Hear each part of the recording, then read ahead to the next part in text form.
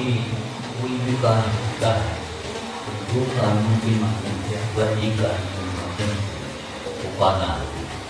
उपादान के लिए कभी कभी भीतरी और बाहरी दो प्रकार के युद्ध होते हैं, अंतरंग और बहिरंग आंतरिक कारण। और उपादान कारण अपना आत्म है, तो उसमें भाव की उत्पत्ति जो हुई है तो बुद्धिपूर्वक अपेक्षा से संकल्प पूर्वक जो होता है वो पुरुषार्थ होता है, और बुद्धिपूर्वक न हो करके अबुद्धिपूर्वक होता है उसमें कारण अपना उदय रहता है।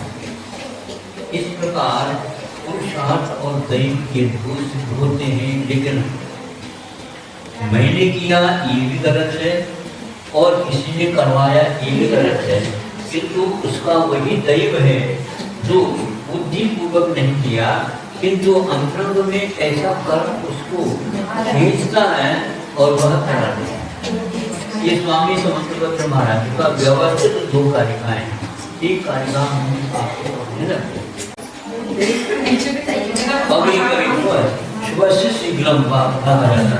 क्या है, ये है कि सभी कार्य यदि थोड़े से पुरुषार्थ से हो रहे हैं, ये समझ लेना, तो अंतरंग कारण उसका बलवान है, वो सब का है। हाँ, अनादिकाल से अब इसमें यहाँ पर मर लगता है, तो लेकिन बहुत मौलिक चिंतन है उनका कि दैव को उन्होंने गौण भी नहीं किया और पुरुषार्थ को भी उन्होंने गौण नहीं किया।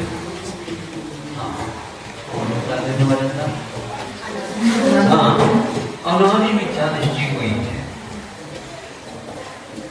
और तब वह उस पर्याय को प्राप्त ही नहीं किया, मतलब निबोध अवस्था को छोड़ करके किसी दूसरी पर्याय में उसकी गति आई ही नहीं, पर्याय हुई। ऐसे एक व्यक्ति को पकड़ा, अब वह 8 वर्ष अंतर मुहूर्त में उसका कार्य पूर्ण होना है, इस पर्याय उसको प्राप्त नहीं ज्ञान रखना। वेद उसका समाप्त हुआ नहीं, न उसको वेद नहीं किया, क्योंकि पंचेंद्रिय जब तक बनता नहीं तब तक तीनों वेदों का योग नहीं मिलता, एक ही मात्र योग रहता, वह वेद रहता।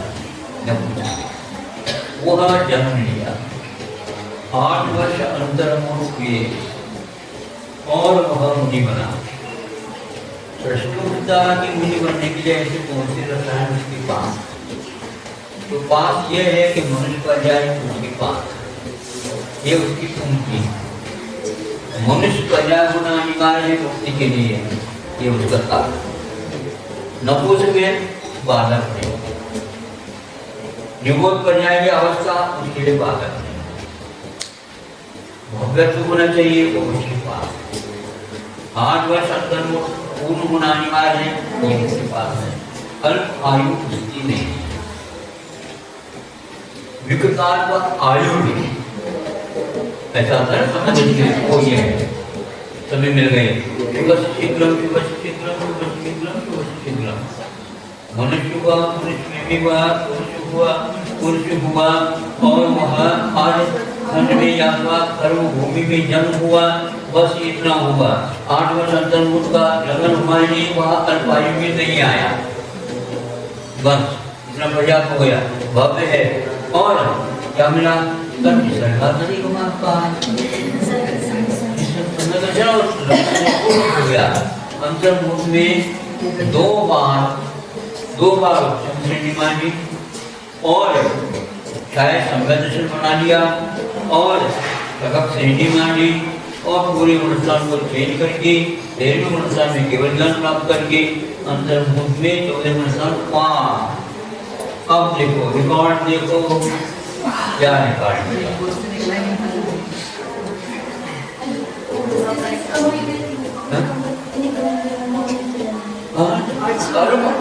कम आयु का अर्थ वहाँ पर इतना लिया है, अल्प आयु का अर्थ गर्भ में ही समाप्त हो जाए, ये नहीं 8 वर्ष अंतर्मुख पहले से समाप्त हो गया तो वह अल्प आयु कितना पर्याप्त।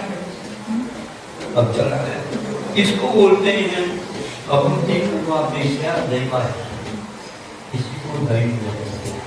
यानी उस प्रकार की कर्म वर्गणाएं कर्म बंध बैठे और उसका निमित्त मिला और पुरुषार्थ हुआ।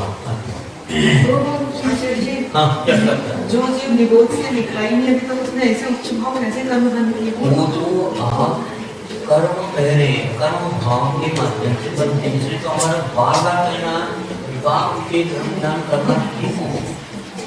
जितने आप सूक्ष्म दृष्टि से उसको सीखोगे लगेगा कि मेरा इसमें कोई बात करने योग्य है ही नहीं, होना ही होना है सब। क्या कह रहे हैं हम? उसकी कर्म किस प्रकार के बंधे हैं, और मनुष्य भाव बंधना था उस समय उसकी परिणाम कैसे अल्प आरंभ परिग्रह अल्प आरंभ और अल्प परिग्रह हमेशा भाव हुआ, उसी समय योग मिला, आयु कर्म का फल। कुछ न कुछ तो संवेदन रहता है, उस संवेदन के निमित्त उल्लेख करके वो सारा काम होते हैं। आप घड़ी के माध्यम से काम करना चाहते हैं, मोर के माध्यम से कर सकते हो क्या? घड़ी को काम करो,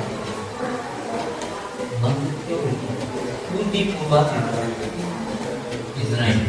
किंतु एक शिकल में करोड़ों पार्ट करते हैं, तो उसको कैसे पकड़ोगे?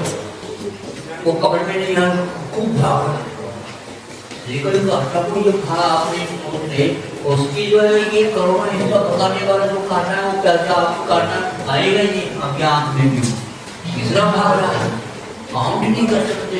अब कुछ नहीं, एक मूड से आपका बताया गया शादी करो,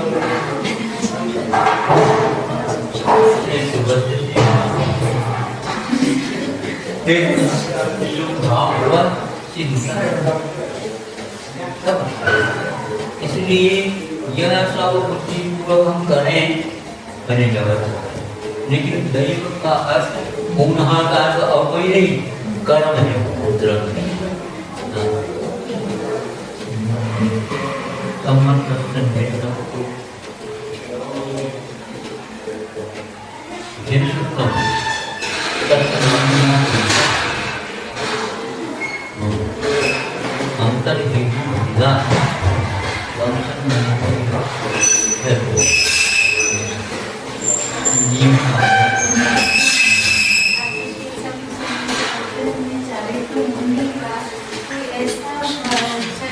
बना कि उसने और कुछ सोचने ही नहीं दिया किसी को, और वो अपने आप इसमें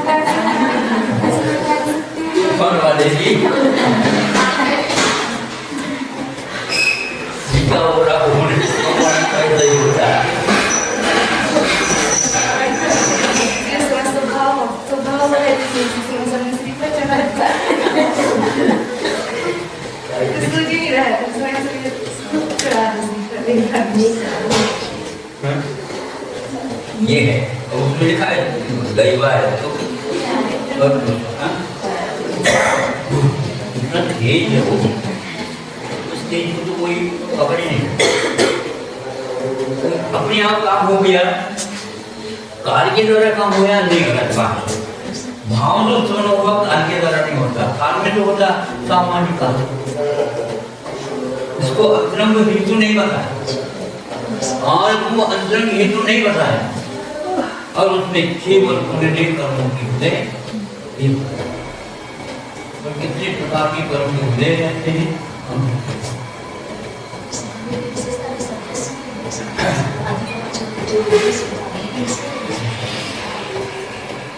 वो भी होता है, अधिगम भी हो सकता है, इसमें कोई बात नहीं।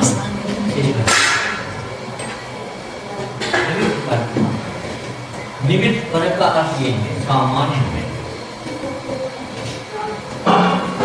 काल चाहिए 8 वर्ष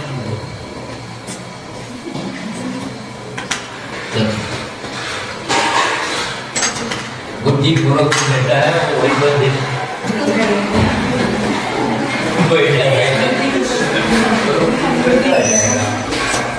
तुम्हें क्या टिकट कहो बातें मिल गए निकाचित कर्म जैसा, निकाचित कर्म। हाँ बिल्कुल, उसको कोई टाल नहीं सकता। इसलिए तो हम क्यों किसी को बुलाएं और अपने आप ही आ रहे हैं तो बताओ तो कहने का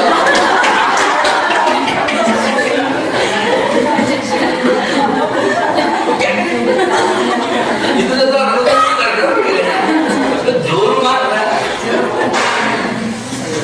देख सकते हैं वर्णन करो नाम भी देगा